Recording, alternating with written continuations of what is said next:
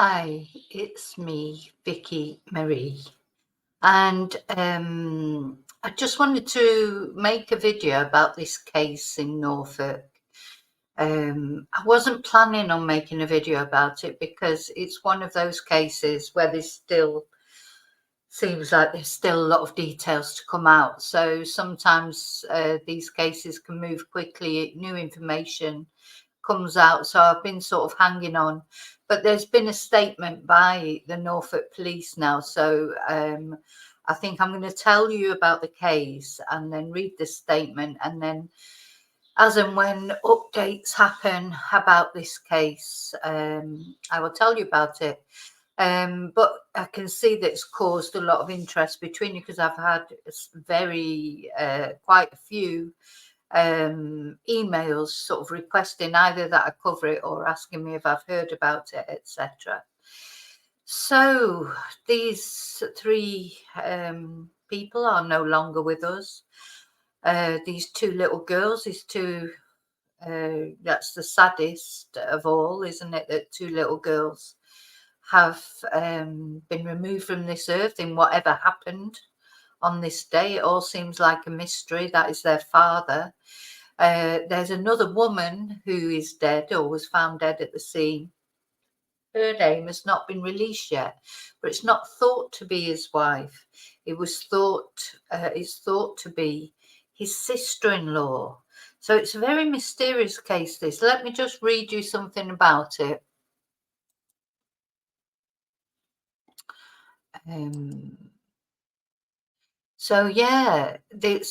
There's a quadruple death, and this is in Norfolk, and I'm going to show you the area in a minute.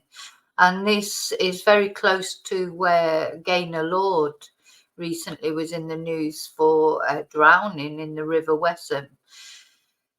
So the reason why this is even more sort of mysterious, if you like, than any sort of case would be, is there's some claims that, well, the police are admitting to it, that a 999 call was made on that day and it was not responded to. So there's many questions still remaining.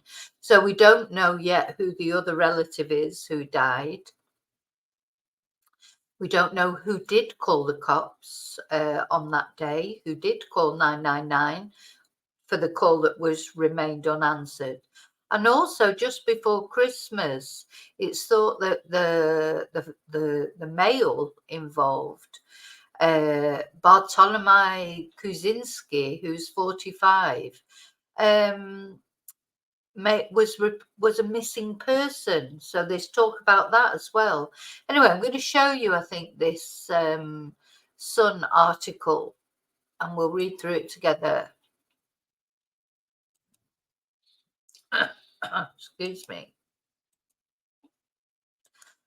Because it's got quite an interesting timeline.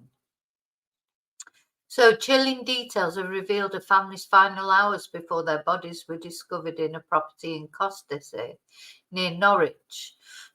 Mystery surrounds the deaths of Bartlomiej Kuczynski, 45, as well as his 12-year-old daughter Jasmine and her 7-year-old sister, with a 36-year-old woman yet to be named. Now, I believe this photo, this is his wife, but she is not the other woman, the woman who was found dead at the scene. So where she is, I don't know. So here is a bit of a timeline. So on the 14th of December, the police attended the house in relation to a missing persons inquiry. So that was strange. But then that must have settled down somehow. As I say, hopefully we'll find out about it all eventually.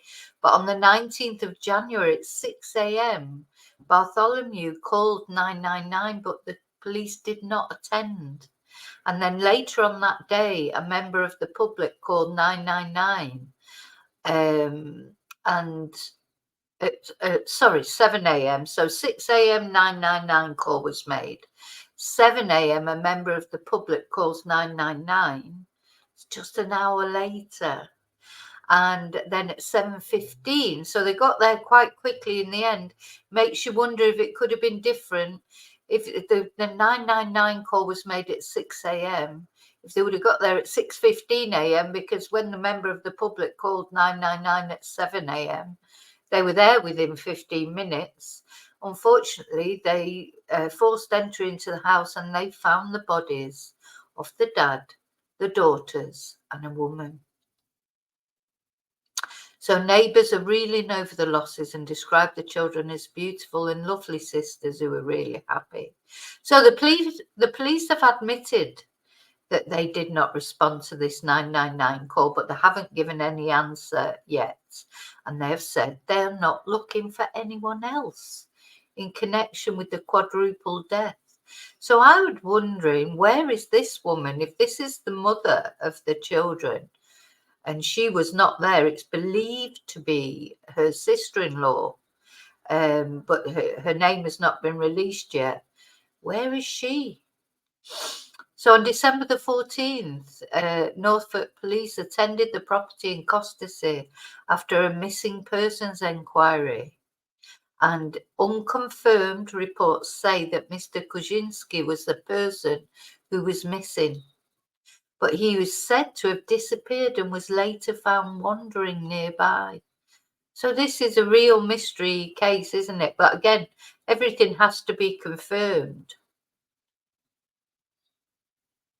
And then on January the 19th at 6 a.m., the dad calls 999, but cops don't attend the property. So the police have referred themselves to the Independent Office of Police Conduct over their involvement with this family, or lack of involvement. Yeah, I wonder why.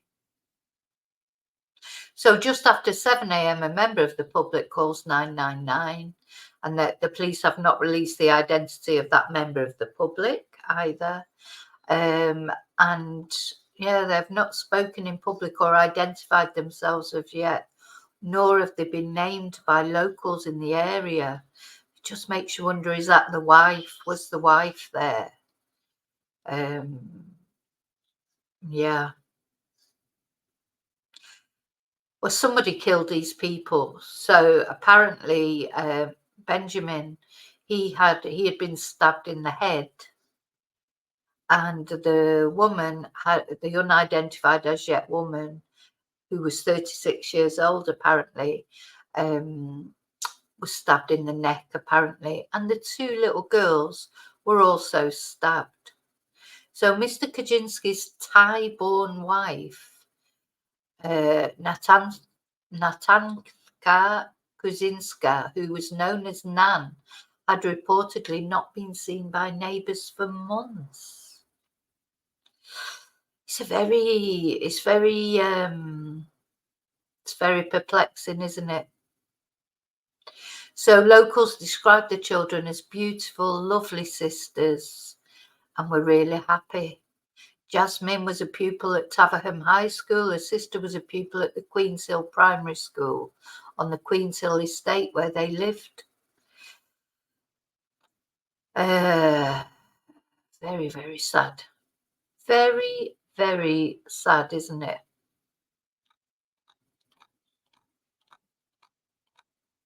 And mysterious. You know, could this... they not named the sisters who got Jasmine and her 7-year-old sister, which seems strange, not actually Jasmine and, actually naming her. Let's see if I can get any more information from one of the other sites. So I'm just reading now from the BBC. Let me just put another picture up.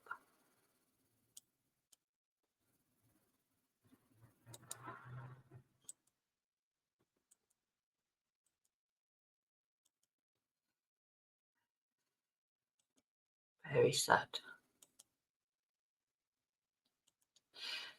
So, what did the BBC have? So the still I can't see the name of the other daughter, but anyway, so Bartlomiej Kuczynski, 45, a woman 36, and 2 children were found dead by police officers in Costessey. And the police commissioner for Norfolk says he will be holding the force robustly to account over the deaths of 4 members of the same family. So they have instantly referred themselves to the independent review. Anyway, so Norfolk's police and crime commissioner, who is Giles Orpen Smelly, no comment, who oversees God, you couldn't make it up, could you?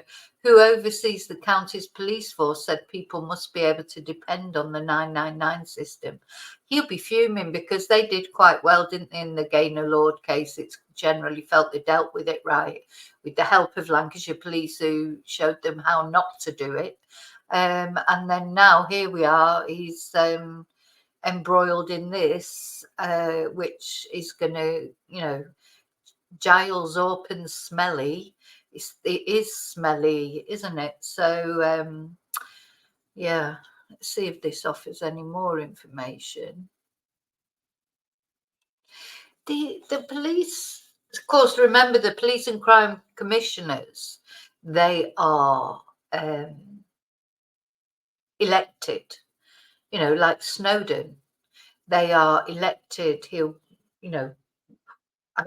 I shouldn't presume, but I do presume that with someone with a name like Giles Orpen Smelly, I'm presuming he's a conservative, but I could be completely wrong. Should not judge. Anyway, so the woman died as a result of stab wounds to the neck, while Mr. Kuczynski died as a result of a single stab wound. Oh, it's saying the neck here, but on the other article I read, it said to the head, but who knows? So the Independent Office for Police Conduct, the IOPC that we know of very well, will investigate what took place. Yeah.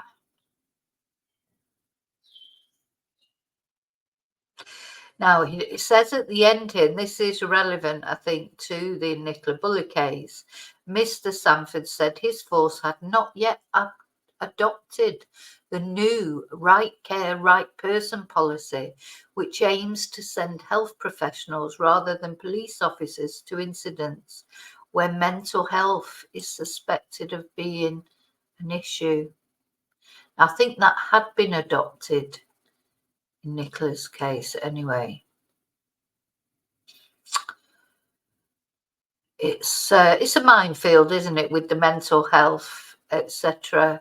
The Metropolitan Police have moved to attend fewer mental health cases, of course. That happened a little while ago. So I just want to show you some more photos.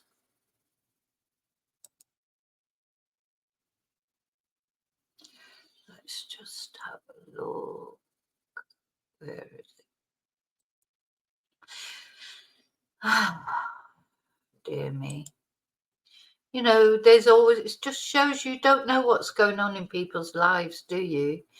On this picture of Benjamin with his 2 girls, he looks relatively happy. The girls certainly look happy. Poor children getting caught up in all this. It's awful. So this is where it happened. This is Alan Bedford Crescent, which is in Costessey, and this is Norwich. And of course, this is the River Wensum that Gaynor Lord lost her life in. I'm not sure which, obviously it's quite a long river, but it's in the area of Norwich, which is where Gaynor unfortunately lost her life. I didn't realise how near it was to Great Yarmouth, etc. So this is the area in the UK that we're looking at where this incident happened. This is Benjamin with Jasmine and his other daughter. So this is the property with the tent outside. Oh my God, the more I see these cases and the more I think these jobs that these people do, to have to go in and, find bodies of 2 children. It's bad enough adults, but to find bodies of 2 children. So this was a neighbour that was talking about Jasmine, saying what a smiley, lovely little girl she was. It's more from the crime scene. So this is this photo of, I'm presuming this person is his wife, but I don't know for sure because it's still sort of clouded in mystery, really. There's Benjamin, and they have blocked out Jasmine, that's Jasmine, her face, which is unusual when someone has died, really. But yeah, is that his wife? And where is his wife? Where is his wife? And is that his sister-in-law? It's a very, very... This is what I mean. Sometimes I wanted to tell you about it or to talk about it just because people had asked me to. But of course, we are limited with our information at the moment.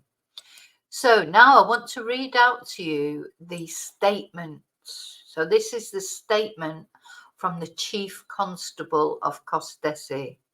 And this is Paul Sanford. And he has said the constabulary will be open and transparent as the forces investigated in relation to these tragic events. 4 people, a man, woman, and 2 children, were found dead at a property in Allen Bedford Crescent. The bodies were discovered after police were called by a member of the public concerned for the welfare of those inside. Police arrived on scene at around 7:15 a.m. and forced entry into the address. Prior to this, it has since been established that a 999 call was made to police from the man inside the address just before 6 a.m. and officers were not deployed. So it was the guy who rang 999. Now, he could have rang because he was about to do something. He could have rang because he felt like the other person there was about to do something. We just don't know. Or there could have been another person. They say they're not looking for anyone else involved. But who was the member of the public that phoned 999? Maybe there was somebody else there. So the forces referred itself to the IOPC in relation to the earlier 999 call and previous contact at the address on the 14th of December, which was in relation to a missing person inquiry. Now, mental health is such it's horrible for people that are dealing with mental health issues themselves. Of course, they're living in torment. But I think people who are living with people who are suffering from mental health issues, especially family, there is, it's very, very difficult. It's very, very difficult to deal with. I know that from personal experience. And you often feel like you have nowhere to turn because you don't want to ring the police. You don't want to ring the police, but who do you turn to? It's difficult to talk to people who you think won't understand the situation. I think it's horrible. I think, not only there should be support for people with mental health issues, but the families who are trying to live with that, deal with it day in, day out. Other siblings that are suffering because of maybe a child's mental health or a young adult's mental health issues, the parents who don't know where to turn. And believe me, I know it goes through because I've researched this a lot. It goes through every social, money won't help. But the only way money helps, I suppose, if you've got money, you can go to a private psychologist, instead of having to wait nearly 2 years, as apparently it is in the UK now, having to wait nearly 2 years for a referral. I suppose if you have got money, you can go directly to a private psychologist, and see if that helps your relative. But if you haven't got those means, really, you're more or less on your own. You are more or less on your own. and there's nobody to turn to. There must be support groups, I suppose, but yes, it's very difficult for everyone, not only the person themselves who's suffering from the mental health issues, but for the people who are trying to live with it, trying to deal with it, trying to control it, trying to just cope with the whole situation. Okay, so where had I got to? I'll start here. 4 people, a man, woman and 2 children, were found dead at a property in Allen, Bedford Crescent. The bodies were discovered after police were called by a member of the public concerned for the welfare of those inside. Police arrived on the scene at around 7:15 a.m. and forced entry to the address. Prior to this, it has since been established that a 999 call was made to police from the man inside the address just before 6 a.m. and officers were not deployed. And as we were looking at earlier, when the second 999 call was made, the police were there within 15 minutes. So it makes you wonder if they would have got there within 15 minutes of that 6 a.m. Call. Could this tragedy have been averted? So the force has referred itself to the Independent Office of Police Conduct in relation to the earlier 999 call and previous contact at the address on 14th of December, which was in relation to a missing person inquiry. So there's so much to this story, isn't there? Mr. Sanford said this is a tragic and horrific incident, and my thoughts and that of the entire constabulary remain with the family of those involved. I'm aware this incident has also caused great upset and shock in Costessey, the wider community and beyond. Following the identification of the earlier 999 call, the constabulary referred itself to the IOPC, who will now investigate. It is because of this process that I choose my words carefully, not because I don't want to be open and honest, but because I have a duty to protect the integrity of any investigation that needs to follow. It will be for this investigation to identify and consider the circumstances and to consider if there were any issues with the response. Well, the thing is, as far as the Nicola Bullis case is concerned, we've never found out any details of that domestic welfare check call on the 10th of January. We don't, the webcam was not, the body cam was not on. We don't know anything really, do we? It made no difference whatsoever to the public, and they're saying it's private, but it's not private because they made Nicola's health records public anyway. So why is it private what happened on that night, but not private, her medical history? So this guy saying, I know the family and the public will rightly want to know whether there was an ability to prevent this tragedy, and this is a question that must be answered. However, at this stage, I cannot answer that question. What I can say is that we will be honest and open in the days, weeks and months ahead to get the answers to this question. There will, of course, also be an inquest. Well, we know how helpful the inquest can be, don't we? That will review the wider circumstances surrounding the deaths and the involvement of the police and other agencies. We have thousands of interactions with the public every single day on the phone and in person. It's only right that when there are questions about our response, they are properly investigated, and I fully support and welcome this scrutiny. I will not wait for the outcome of this investigation to review our working practices, and that process has started. Furthermore, the constabulary is currently undergoing a routine inspection by His Majesty's Inspectorate of Constabulary and Fire and Rescue Services. That inspection includes an assessment of our response to 999 calls. Today, I have asked the Inspectorate to consider undertaking a deeper review than the robust inspection already planned to provide the reassurance that the public and I need in our response to emergency calls. So that's his statement. And in fact, I think I'm going to share that on X.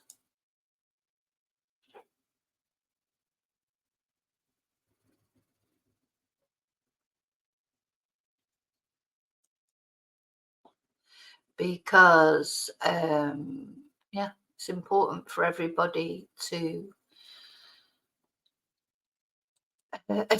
hear that statement. So it won't bring these poor little angels back, and it won't bring Benjamin back or the other lady who we don't know who it is. Now, it seems like it's Benjamin who made the 999 call. Is it because has the woman killed all those 3 people? Please say they're not looking for anyone else in connection. Where is the mother of these children? So many questions, aren't there, to ask about it? And hopefully we'll get the answers within the coming days. Oh, well, it'd probably be mums more like, isn't it? Because they tend to drag things out and then hope. It's quite spooky. There's another river in the background. I've come to actually hate rivers. Honest to God, it is awful. Talking about true crime, it is difficult sometimes. Those of you maybe were waiting for my live last night talking about Amber Gibson, and in the end, I just couldn't do it last night because I was too. What I found is you've got to be completely sharp in your mind to talk about these things, and it does get to you sometimes. I found doing the case of Amber, which I will be doing tonight, the live. I recorded the video yesterday, or part of the video. I'm going to present it live tonight, and then I will release the video in its own right. Some people like to watch a live, some people just like to watch the video. And so that's what I'm going to do with the case of Amber. But I found last night I just could not do it. I just didn't have the heart to do it. And today I'm feeling stronger, because I do think it's important, though. It's funny because, sort of having an interest in true crime, which, as I've said before, many years ago, I was stalked quite badly by an ex-boyfriend, and it ended in a gruesome way.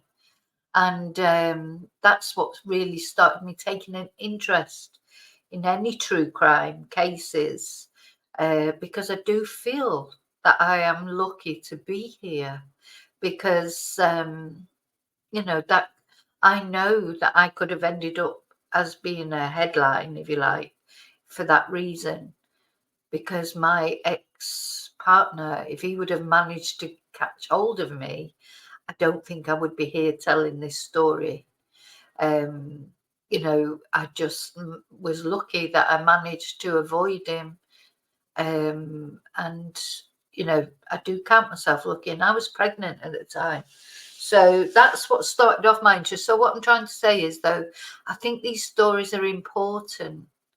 Amber, I can't wait to tell Amber's story in one way, because I feel like she was let down so badly.